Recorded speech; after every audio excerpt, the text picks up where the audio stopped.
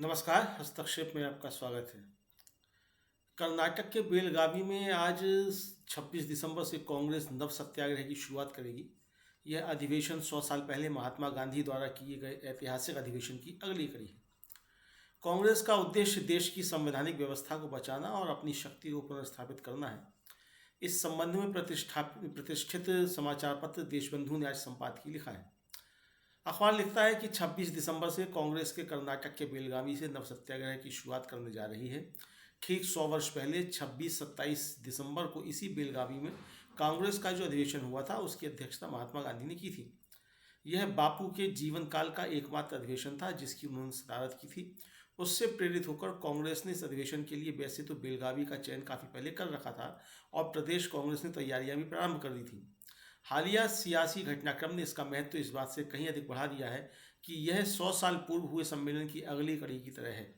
जिन परिस्थितियों में यह अधिवेशन हो रहा है और जैसे निर्णयों की अपेक्षा है, उससे कहा जा सकता है कि इसकी महत्ता प्रतीक से बढ़कर वास्तविकता के स्तर पर है। मई 2022 में हुए उदयपुर नवसंकल्प शिविर के फैसलों ने जैसे निर्जीव व निस्तेज कांग्रेस में नए प्राण फूंके थे, वैसी ही ताकत बटोरने की अपेक्षा कांग्रेस को बेलगावी अधिवेशन से है। अखबार लिखता है कि इस अधिवेशन की महत्ता जानने के लिए उदयपुर अधिवेशन सम्मेलन के प्रभावों तथा वर्तमान राजनीतिक परिदृश्य को समझना आवश्यक है। 2019 में लोकसभा चुनाव तथा उसके आगे पीछे गिने चुने प्रदेशों को छोड़कर ज्यादातर विधानसभा चुनावों में पराजित कांग्रेस भितरघातों तथा प्रधानमंत्री नरेंद्र मोदी के नेतृत्व में सतत शक्तिशाली होती भारतीय जनता पार्टी द्वारा इस कदर बुलडोज हो चुकी थी कि संगठन में टूट फूट व बिखराव का मंजर था। नेतृत्व को कोई भी ऐरा गैरा चुनौती देता था या सवाल उठाता रहता था। G23 के नाम से बाकायदा एक अंदरूनी मंच तैयार हो गया था जो शीर्ष नेतृत्व की खुली आलोचना करता था। निराशा का स्तर ऐसा रहा कि 2019 के लोकसभा चुनाव में बेहद खराब प्रदर्शन से व्यथित राहुल गांधी ने अध्यक्ष पद त्याग दिया तथा दल को संभालने के लिए सोनिया को फिर सर्वोच्च कुर्सी पर लौटना पड़ा था। बड़े पैमाने पर या तो उसकी सरकारें गिराई जाती रहीं या फिर संगठन छोड़कर उसके लोग भाजपा में प्रविष्ट होते गए। पार्टी को तोड़ने के लिए धनबल से लेकर पद का लालच और केंद्रीय जांच एजेंसियों का डर दिखाया जाता। अखबार लिखता है कि मोदी व उनके मुख्य सिपह सालार केंद्रीय गृह मंत्री अमित शाह के ऑपरेशन लोटस ने सारी लोकतांत्रिक व संसदीय मर्यादाएं तार तार कर दी थी। 2014 में जिस कांग्रेस मुक्त भारत का नारा मोदी ने दिया था उसका विस्तार करते हुए शाह के सहयोग से पीएम विपक्ष मुक्त भारत की योजना के काम में जुट गए।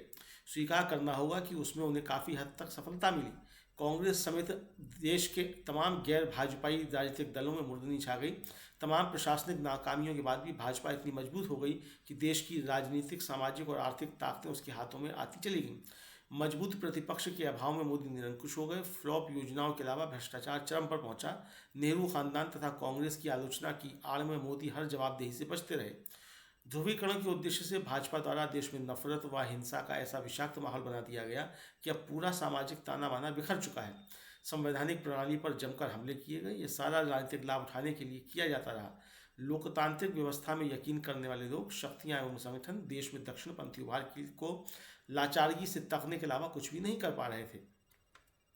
अखबार लिखता है कि उदयपुर ने उस अंधेरे में रोशनी फैलाना शुरू की। उसमें लिए गए निर्णय के अनुरूप राहुल गांधी ने कन्याकुमारी से श्रीनगर कश्मीर तक भारत जोड़ो यात्रा के नाम से ऐतिहासिक पैदल मार्च किया। 7 सितंबर 2022 से 30 जनवरी 2023 तक। इसका उद्देश्य घृणा व हिंसा के वातावरण को खत्म करना था। फिर सांप्रदायिक हिंसा की लपटों में घिरे मणिपुर से मुंबई तक वाहन व पैदल की मिलीजुली यात्रा की। 14 जनवरी से 18 मार्च 2023 तक दोनों को मिलाकर राहुल ने लगभग 10,000 किलोमीटर से ज़्यादा का फासला नापा और करोड़ों लोगों से मिले।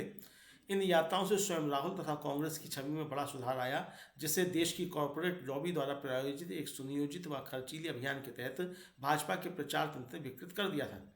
इन यात्राओं के दौरान सामने आया कि मोदी किस तरह से देश को कमजोर कर अपने मित्रों की झोलियां दौलत से भर रहे हैं। उनकी लूट खसोट भरी शासन प्रणाली का भी पर्दाफाश हो गया। अखबार लिखता है कि राहुल व कांग्रेस को कमजोर करने के लिए मोदी शाह ने कई छल प्रपंच किए, लेकिन कांग्रेस का हौसला व ताकत इतनी हो चुकी थी कि उसने लोकसभा में अपनी सदस्य संख्या को दोगुना किया, कुछ राज्य जीते एवं प्रतिपक्षी गठबंधन इंडिया को खड़ा किया।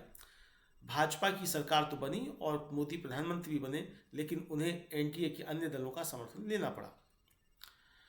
बेलगावी अधिवेशन कांग्रेस की उस कहानी को आगे बढ़ाएगा जो उदयपुर अधिवेशन में लिखना शुरू की गई थी। पहले के मुकाबले मोदी कमजोर तो हैं, परंतु उनकी बौखलाहट और अहंकार अब भी आसमान पर है।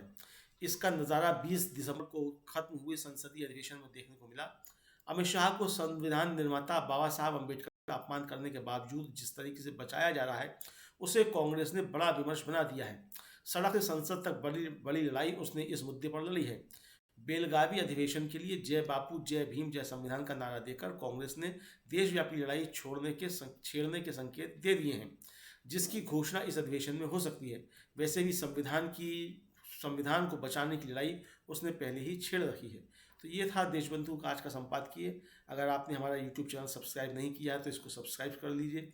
ज़्यादा से ज़्यादा इसको लाइक और शेयर कीजिए और कमेंट करके बताइए भी कि इस पर आपकी क्या राय है।